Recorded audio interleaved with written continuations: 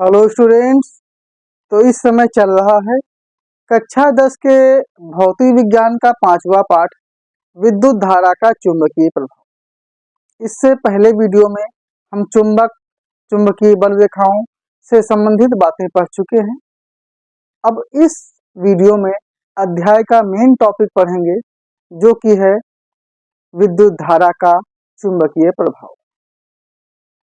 तो हेडिंग है विद्युत धारा का चुंबकीय प्रभाव। विद्युत धारा इससे पिछले अध्याय में पढ़े हैं, चुंबकीय प्रभाव यहाँ पर चुंबक पढ़ चुके हैं। तो विद्युत धारा पर चुंबकीय प्रभाव ये कैसे होता है? देखिए, जब कोई चुंबक या कोई लोहे का है उसमें विद्युत धारा प्रवाहित करता है, यानी कोई लोहा है या कोई चालक है, उस चालक में जब विद्युत धारा प्रवाहित करते हैं तो धारा के प्रवाह से उसमें चुंबकत्व उत्पन्न हो जाता है, यानी वो चुंबक की तरह काम करने लगता है। तो इसी कहते हैं विद्युत धारा का चुंबकीय प्रभाव। यानी जब कोई धारावाही चालक है, उस चालक में विद्युत धारा का प्रवाह करते हैं, यानी इसको करंट देते हैं, तो उस करंट के कारण वो जो चालक है वो चुंबक की तरह काम करने लगता है, यानी जो साधारण चालक होता है वो चुंबक बन जाता है। उसी को कहते हैं विद्युत धारा का चुंबकीय प्रभाव।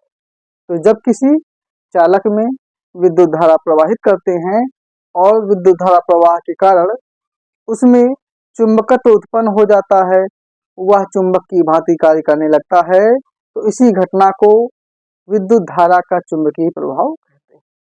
तो जो विद्युत धारा का चुंबकीय प्रभाव है उसे 3 पदों में पढ़ना है, तो हम तीनों को इकट्ठे बता देते हैं। एक तो हमें पढ़ना है ए नंबर धारावाही, पूरा नाम देते हैं पढ़कर, सीधे धारावाही,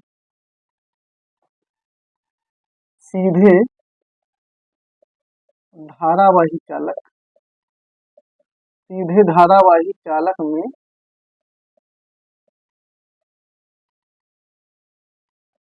में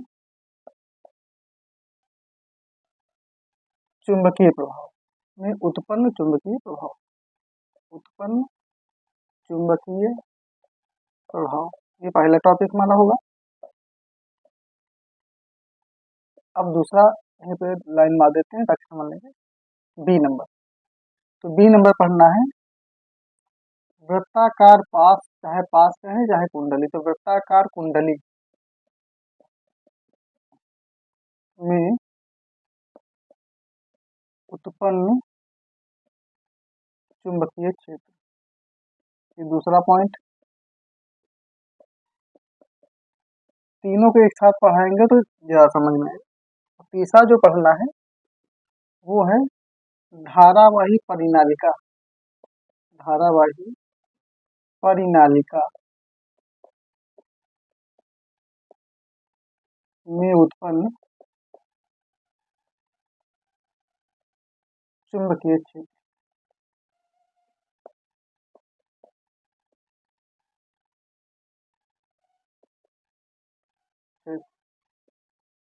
तो ये 3 पॉइंट हो गए जिनको हमें पढ़ना है।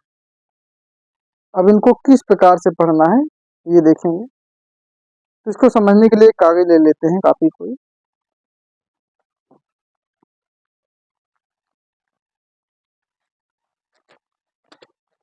जैसे कागज ले लेते हैं। पहला क्या है कि सीधे धारावाही चालक में उत्पन्न चुंबकीय प्रभाव। तो पहले तो हम धारावाही चालक समझ लेते हैं, धारावाही चालक है, उसके बाद तो धारावाही चालक, जैसे हमने पढ़ा था दंड चुंबक। अब दंड चुंबक क्या है? वो एक सीधा धारावाही चालक है। तो ये सीधा दंड चुंबक लेते हैं या फिर कोई एक तार ले लेंगे ऐसे टाइप का, ये सीधा धारावाही चालक होगा। तो जैसे कागज, अब इस कागज में होल कर देते हैं। होल करने के बाद इसके अंदर से एक सीधा धारावाही चालक का तार डाल देते हैं, इस प्रकार से अंदर निकल जाएगा। अब जब अंदर निकल जाएगा उसके बाद फिर इस तार को एक बैटरी से कनेक्ट कर देंगे। और बैटरी से कनेक्ट करने पर जब विद्युत धारा देंगे तो धारा देने के बाद ये जो तार है, जो धारावाही चालक है, इसमें चुंबकत्व उत्पन्न हो जाएगा, यानी कि ये चुंबक की तरह काम करने लगेगा। अब कैसे होगा बताते हैं, पहले चित्र समझ लें फिर परिभाषा समझेंगे। तो इसके लिए पहले हम जैसा बताए थे अभी, एक मान लीजिए हमसे कागज लिया था, कोई गस्ता कुछ भी है, जैसे अब इसमें हमने क्या बताया कि हम एक धारावाही चालक, यहाँ पे होल बनाए, एक धारावाही चालक तार निकाले, तार ऐसे निकल रहा है, अंदर का पीछे का भाग तो दिखेगा नहीं, ऐसे ये हमने इस प्रकार दिखा दिया। अब इसे हमें किसी बैटरी से कनेक्ट करना है ताकि इसमें करंट आ सके। अब इसमें हम बैटरी जोड़ते हैं, तो यहाँ से एक बैटरी आ रही है, तो यहाँ जुड़ी जाती है,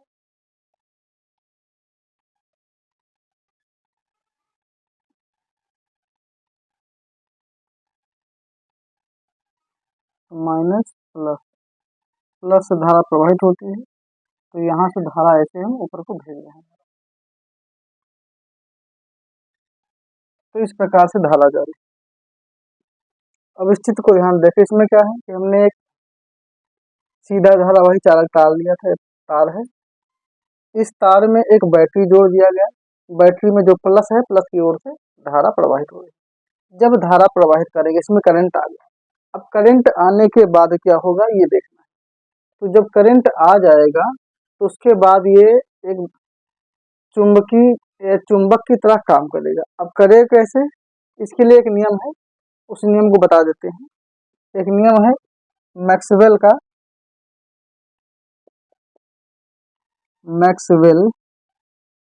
का दाएं हाथ के अंगूठे का नियम, दाएं हाथ के अंगूठे का नियम, पहले इस नियम को समझ लेते हैं। इसी नियम पे आधारित है ये बात। तो मैक्सवेल से दाएं हाथ, तो मैक्सवेल ने क्या बताया, जब दाएं हाथ को हम ऐसे पकड़ते हैं, यानी कि जो अंगुलियां हैं ये इस तरह से, ये बिल्कुल 90 अंश कोण पर, जब इस प्रकार से पकड़ते हैं तो ये जो अंगूठा है ये धारा की दिशा, इसको अगर हम चित्र के बाद दिखाना चाहें, जैसे मान दिखाते हैं, जैसे हाथ है, अब वैसे बनाने में समय लगेगा, वैसे बना दे हैं, समझने के लिए रख ली, ये अंगुलियां हैं और ये हाथ का अंगूठा है जो सीधा है इस तरह, और यहाँ पे हमने एक धारावाही चालक तार को पकड़ रखा है अंगूठे। अब नीचे से करंट दिया जा रहा है तो धारा ऊपर को जा रही है, तो अंगूठा जो है, ये अंगूठा विद्युत धारा की दिशा में है, तो जो अंगुलियां मुड़ी हुई हैं, ये जो अंगुलियां हैं ये चुंबकीय क्षेत्र यानी बी की दिशा में, धारा आई और चुंबकीय क्षेत्र ये इधर को और ये इधर।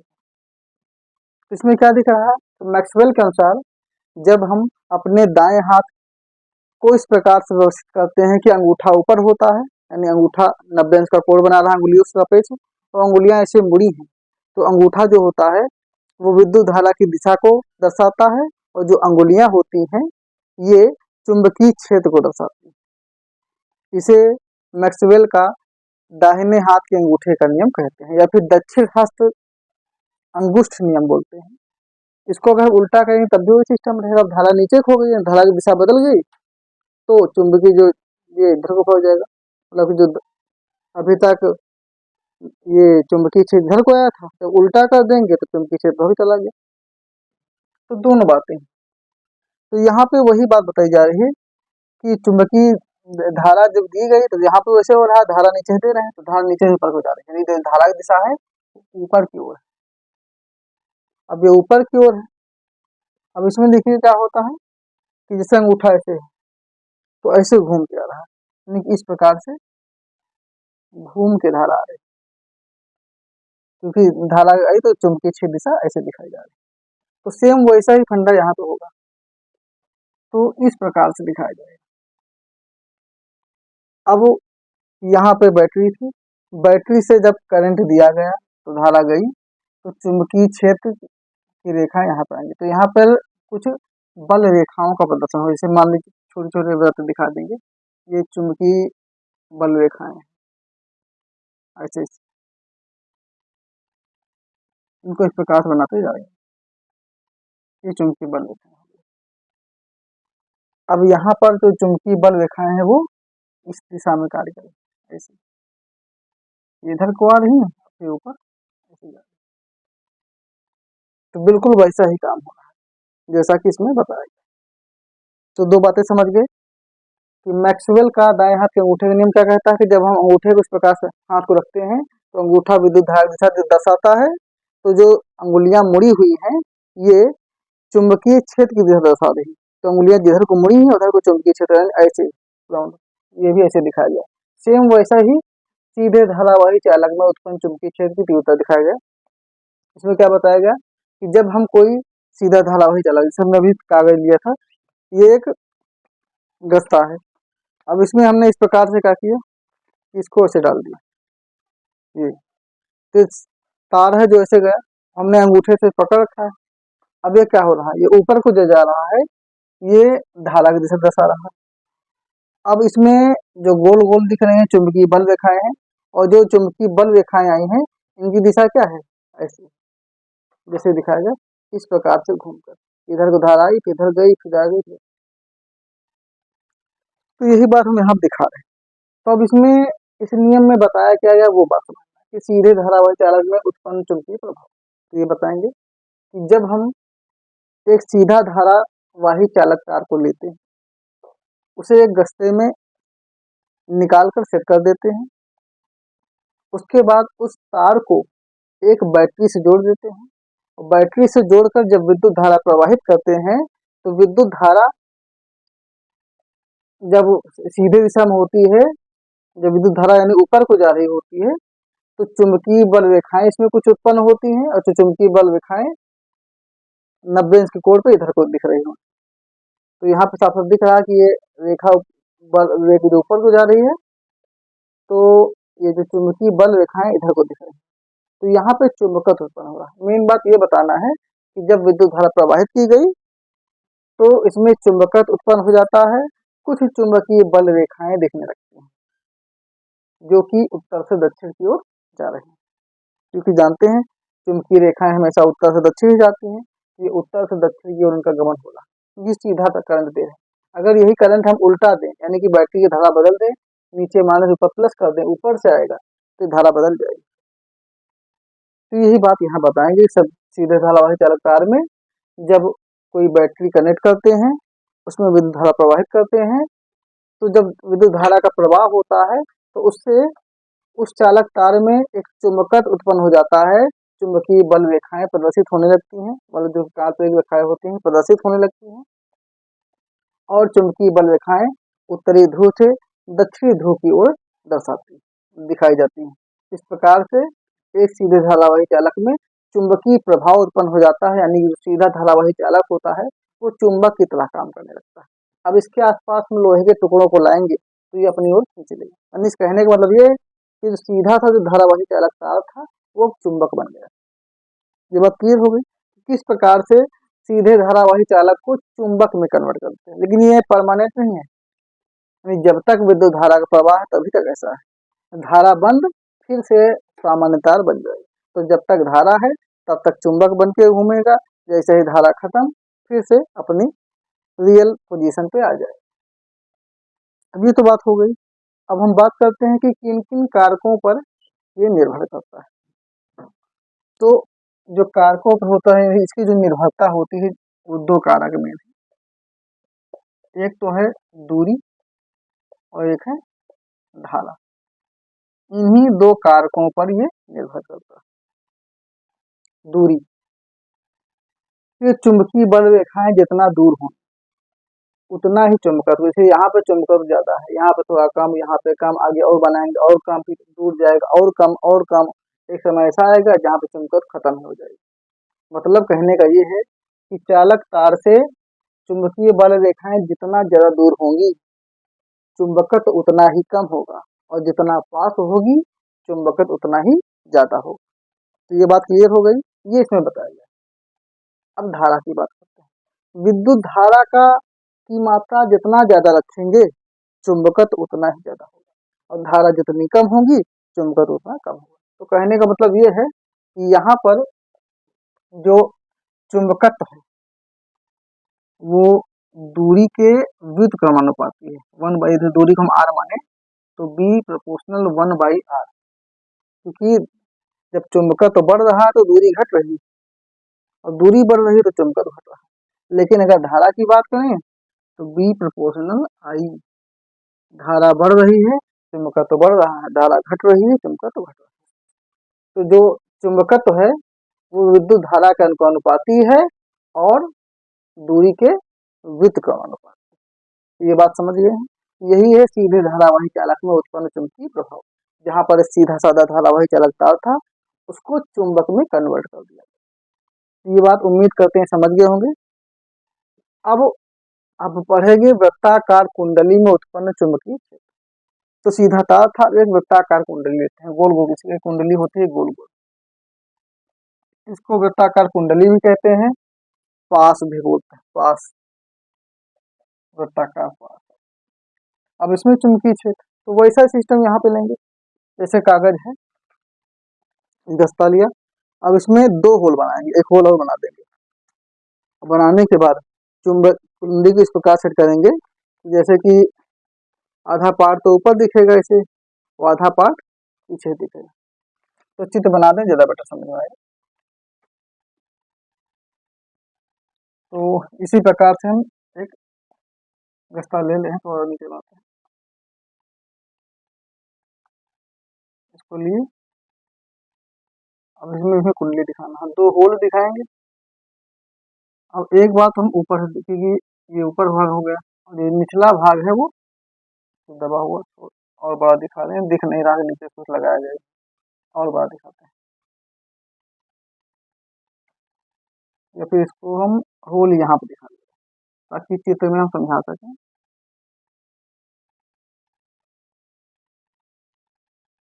ये ऐसे है और ये अंदर वाला ये दिख रहा है, तो नीचे से लगाएंगे।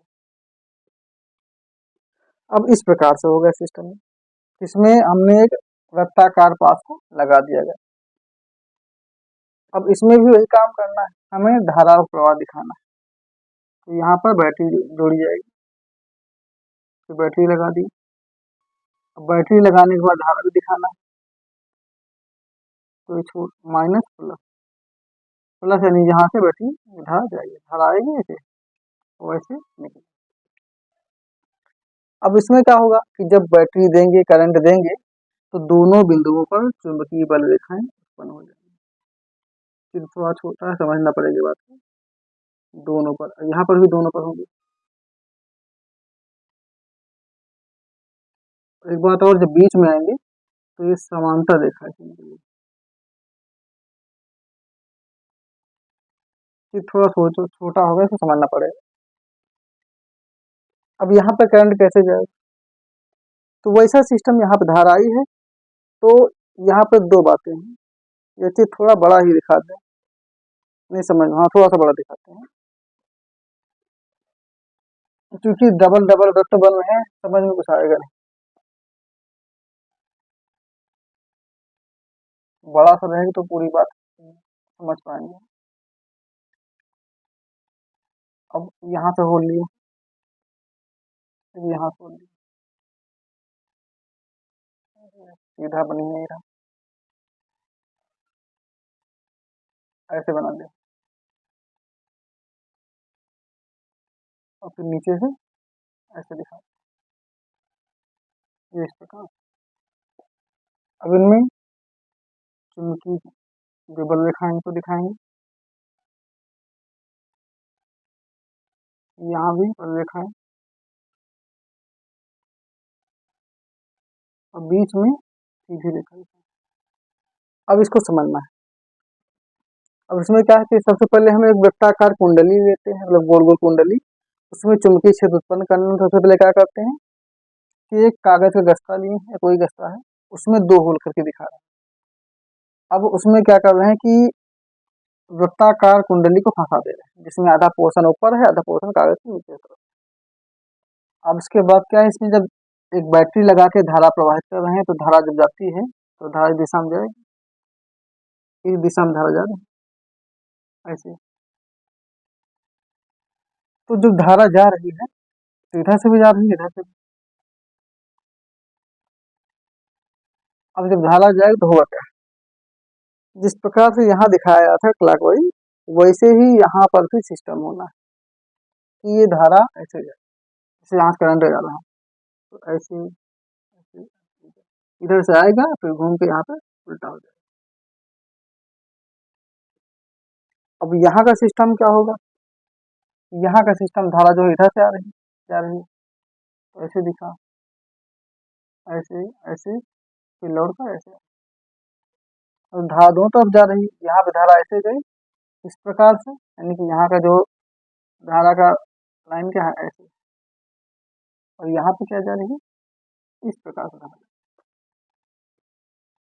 अब इसको समझने की कोशिश करें, इसमें क्या है कि एक वृत्ताकार कुंडली के पास है, एक वृत्ताकार कुंडली है जिसमें बैटरी लगा के जब धारा प्रवाहित कर रहे हैं तो दो अलग अलग स्थितियां हैं, क्योंकि यहाँ पे दो पॉइंट है तो दोनों में चुंबकीय बल रेखाएं उत्पन्न हो रही हैं, और चुंबकीय बल रेखाएं उत्तरी ध्रुव से दक्षिणी ध्रुव की ओर जाती हैं, तो यहाँ पर ये इधर को गति कर रही है, यहाँ पर इधर को गति कर रही है। अब इसको लिखेंगे किस प्रकार से, तो ये बताएंगे कि एक वृत्ताकार धारावाही कुंडली जिसे पास भी कहते हैं उसको लेते हैं,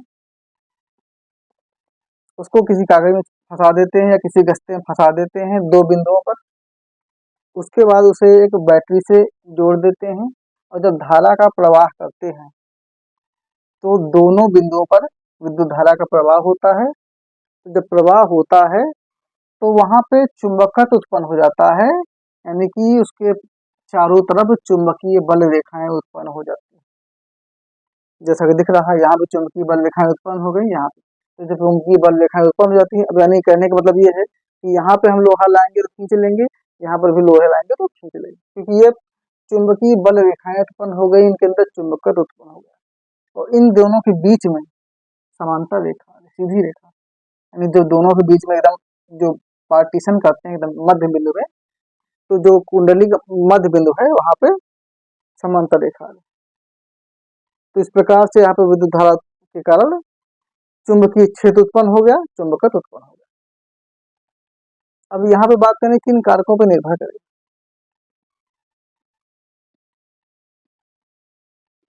देखिए यहाँ पे फेरे बहुत सारे हैं। पहली बात फेरों की संख्या, जितने फेरे होंगे, फेरों का मतलब कि जो चुंबकीय बल रेखा है, चक्कर चक्कर मतलब फेरा है, दो तीन चक्कर में दिखा, जितने चक्कर बढ़ते जाएंगे उतनी ही धारा बढ़ती जाएगी, यानी जो फेरों की संख्या है वो धारा के अनुपाती होगी, यानी फेरों की संख्या को n माने तो n प्रोपोर्शनल चुंबक क्षेत्र की बात करें b, जितना अधिक फेरे होंगे उतना ही ज्यादा चुंबकीय क्षेत्र उत्पन्न होगा। दूसरी बात धारा,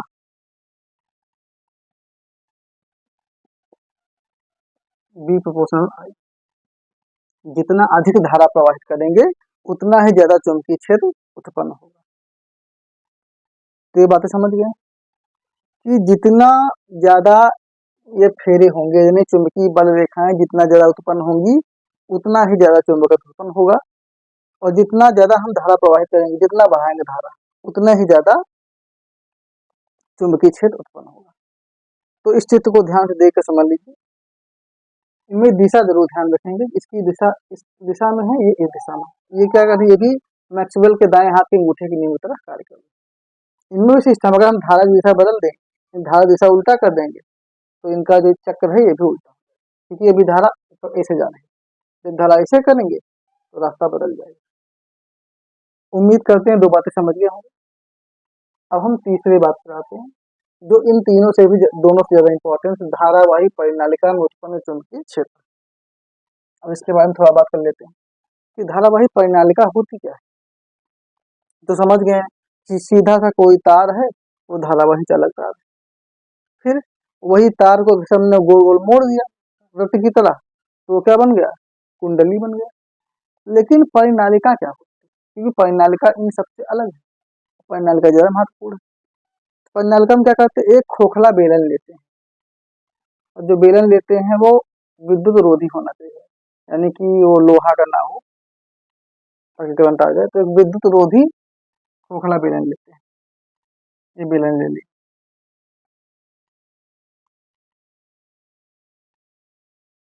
अब इस विद्युत रोधी बेलन से हमें तार, अब इसके अंदर क्या करते हैं कि एक नरम लोहा इसके अंदर डाल देते हैं, नरम लोहा स्टील जो भी डालना हो अंदर से, मान लिया लोहा है, नरम लोहा ये अंदर है खोखले। अब इसको दिखाएं चाहे दिखाए, उसके ऊपर क्या करना नहीं, इसको ना ही दिखाते हैं, ऐसे सब समझ लेंगे क्योंकि भाई फेरा दिखाने से क्या होगा। अब ये तो हो गया एक विद्युत रोधी खोखला बेलन। अब इसके ऊपर हमें तार लपेटना है, एल्यूमिनियम का जैसे तार हो, ऐसे ऐसे लपेटेंगे तार, फिर ऐसे जाके तार लिपटेगा। अब बहुत सारे चक्कर होंगे तो बहुत दिखा नहीं पाएंगे, थोड़ा दिखा दे रहे समझने के लिए।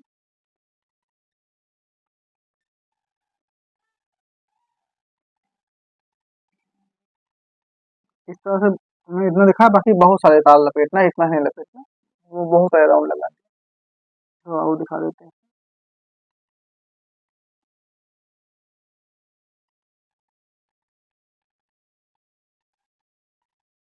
इसी तरह तार लपेटते जाएंगे। तो जब हम एक खोखले बेलन, एक खोखला विद्युत रोधी पदार्थ का बेलन लेंगे जिसके अंदर नरम लोहा रखते हैं, फिर उसके ऊपर बहुत सारे तार लपेट देते हैं, तो इस प्रकार से जो संरचना प्राप्त होती है उसे कहते हैं हम धारावाही परिनालिका। तो यही परिनालिका है, ये खोखला बेलन है, उसके ऊपर तार लपेटा गया है और उसके अंदर कोई कच्चा नरम लोहा रख दिया। अब ये तो हो गया परिनालिका।